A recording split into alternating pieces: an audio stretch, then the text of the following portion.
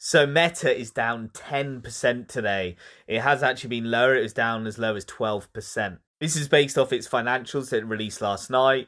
Revenue did beat expectations, but earnings per share came in a lot lower. Now, I do think actually the market is overreacting to their earnings. I'm going to say why now. Obviously, this isn't financial advice. Now, the earnings per share figure is definitely not as bad as it looks.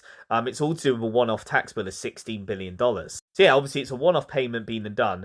And if they didn't have that, earnings per share would have beat. It would have been over $7. So yeah, that's not a worry at all for me.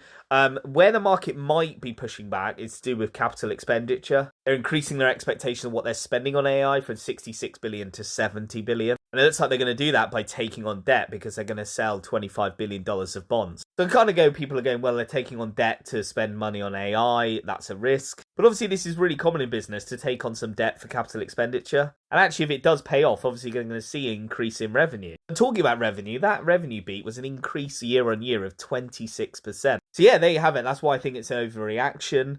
It's worth noting now it's got a forward PE ratio of 25. It hasn't necessarily cheap, but for a growth stock, that's pretty good. So yeah, I've added it to my watch list. I don't own the stock right now, but if I saw more of a sell-off, I'd certainly be interested. Let me know your thoughts in the comments. Is this an overreaction to Meta's earnings? And before you go, don't forget to like and follow for more finance and investing content.